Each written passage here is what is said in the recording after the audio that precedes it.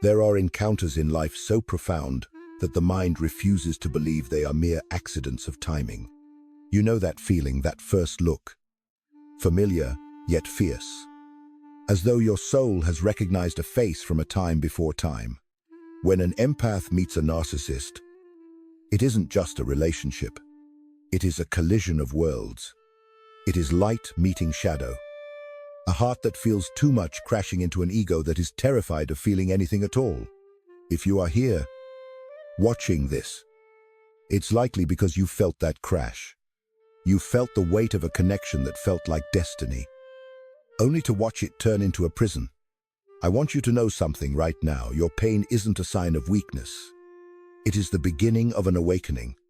We are going to look at this through the lens of psychology, spirituality, and the profound wisdom of Carl Jung to understand exactly why your world had to break. At the beginning, everything feels like a destined love song. For the empath, it's the arrival of a soulmate, someone sent to heal, to grow, and to evolve alongside you. You see their potential. You see the wounded child behind the mask. Meanwhile, the narcissist believes they have finally found the perfect mirror. They haven't found a partner. They found a sanctuary where their image is adored, reflected, and exalted as the center of the universe. Both of you are right, but for completely opposite reasons. You are looking for a soul to love, while they are looking for a source to consume. This is the false awakening. It is a psychological trap where the empath's capacity for deep projection meets the narcissist's capacity for total imitation. Behind this attraction lies what we call a soul contract.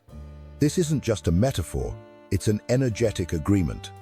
In this contract, the empath's soul agreed to carry the light, while the narcissist's soul agreed to carry the shadow. They are two halves of a difficult lesson, forced to confront each other to reveal the deepest inner truths that neither could see alone. But here is the part few people tell you when the narcissist breaks that contract through betrayal. Silence, or cold denial. It's not just the relationship that collapses. A part of your soul is torn open. Reality shifts. You are thrown into what Carl Jung called individuation, the agonizing, sacred rebirth of the soul through the darkness of the shadow. From that first moment, your souls intersected in a space where time seemed to stop. It felt like two ancient streams of energy reuniting after lifetimes of wandering. Every touch carried the weight of an old promise. The empath felt they had finally come home, while the narcissist believed they had found a place where they could hide forever in someone else's light. But light and shadow do not merge. They react. The shadow attempts to possess the light to avoid seeing its own void. Energetically, the frequencies begin to drift, while the empath's heart expands, gives, and receives. The narcissist's soul contracts. They begin to drink your light like a starving being. You might have felt drained, exhausted, or hollowed out even when things seemed fine. That's because your energy was being harvested to fuel a void that can never be filled. Then, as if repeating an ancient ritual, the energy reverses. When your light is no longer enough to mask their inner darkness, the shadow rises. Idealization becomes control. Admiration turns into a strange, cold jealousy. Closeness, which you crave, becomes their greatest fear. The narcissist cannot endure a light that bright because it exposes the very things they have spent a lifetime hiding. So they withdraw. There is rarely a clear goodbye. Instead, there is a snapping of the energetic cord. When a soul contract breaks, it doesn't happen in a courtroom or a conversation. It happens in the silence of your chest. It feels like the shattering of glass, soundless to the world, but echoing endlessly within you. The universe witnesses this betrayal of light. When the narcissist walks away, they think the story is over. They think they've won because they left first. But for the empath, this is the beginning of a spiritual earthquake. Ordinary breakups touch the heart, but soul contracts are rooted in your energetic body. When that root is torn out, your entire field must reconfigure. The universe, in its infinite intelligence, never allows a sacred rupture without a purpose. Every ache you feel right now is a door opening. You might notice a distortion of time. Your life feels out of its normal flow. Memories and premonitions mix. Your dreams might become intense, filled with symbols of oceans, broken mirrors, or light being swallowed by black spirals. Jung described these as signals from the collective unconscious. Your soul is restructuring itself. You are currently living in two parallel realities. In the physical world, they are gone.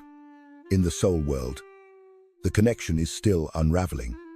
This is why you feel emotional chaos. Your rage, your guilt, your numbness. They aren't just yours. You are sensing fragments of their soul, still clinging to your energy field. Unwilling to let go of a bond they consciously rejected. They can run from you, but they cannot run from themselves. During this phase, the universe often pauses your life. Your plans might dissolve, or new opportunities feel off. This isn't punishment, it's protection. You are being rewired. You are being invited into a new level of consciousness where everything must be felt by the soul, not interpreted by the mind. Jung once said that when a person reaches the limit of what the conscious mind can endure, the unconscious steps in to finish the work. That is what is happening to you. The pain is shedding your old skin, the skin of someone who lived to please, who mistook self-sacrifice for compassion. You might see reverse synchronicities, familiar numbers or songs associated with them. Don't interpret these as signs to go back. They are the final goodbye signals of a dissolving contract. The universe is clearing the stage. You are in the nigredo stage of alchemy, the black phase where everything old is burned away to prepare for the gold. There is no shortcut. You must have the courage to sit in the dark and trust that the light is now forming from within you, rather than being reflected off of them. One day soon, you will realize something that will change your entire perspective. They didn't actually break the contract. They completed their role. Their soul, even while their ego denied it, was a tool the universe used to teach you about sovereignty. It was a brutal lesson in how to love without losing yourself. When you accept this, your energy shifts from "why did they do this to me?" to "what part of me is this lesson?" finally freeing. That is the moment the contract truly completes. Not through a phone call, not through an apology, but through your rebirth. Once you accept the rupture, the universe begins to synchronize with you again. New people arrive, people who can actually see you. No longer are your experiences shaped by their shadow, but by your new path. You realize their departure didn't take love away. It simply returned that love to its rightful owner, you. Even in the quiet nights when the cord is mostly gone, you might still sense a presence, a cold current across your chest, a nameless emotion. You hear them even though they don't call. This is because empaths are born with subtle perception. You feel the fears they never voiced. You sense the faint cry from their shadows. This is a dangerous stage for the empath because it makes you believe you should go back and save them. But you must understand this energy stream isn't a call to reunite. It's a signal for release. Part of their energy is stuck in you because only your higher frequency can process and release it. They might dream of you. 2. Because their soul does not forget, even if their ego pretends it has. Jung wrote that what is repressed returns as fate. The shadow they deny is now surfacing in your reality as spectral residue. You are not crazy. You are not superstitious. You are simply a witness to their internal collapse. By denying the connection, the narcissist is denying a part of their own soul, and you feel that ache. But if you try to heal them now, you prolong the contract indefinitely. The universe doesn't want you to save them. It wants you to release them. Every time you cry or remember, you are discharging stagnant energy. Sometimes their soul will even visit you in a dream to say goodbye, standing in a dim light, looking at you silently. acknowledging that the lesson is over. This is the stage where you must learn the art of witnessing. No running, no hoping, only observing without reacting. When you stop reacting, you withdraw the fuel that keeps the cord alive. And then, it dissolves. One day, you will notice you can no longer feel them. Not because they vanished, but because you rose to a frequency where they can no longer exist. While you are walking toward freedom, a very different process is happening on the other side. As you get lighter, the narcissist begins to fall into the very pit they dug. When a soul contract is broken by betrayal, the one who breaks it bears the deepest consequences. Jung noted that no one escapes the darkness of their own psyche. The narcissist believes they've won. They flaunt a new partner. They laugh as if you never existed. But this is just artificial energetic compensation. They are performing for an audience because they cannot stand the silence. By betraying genuine love, they severed their only lifeline to a real source of light. When the external noise dies down, the collapse of the reflective ego begins. Without your energy to mirror them, the narcissist loses their sense of self. They don't just lose a person, they lose their anchor. This leads to restlessness, then a profound, hollow fear. They try to replace you quickly, but every new source feels bland and insufficient. This is psychic disintegration.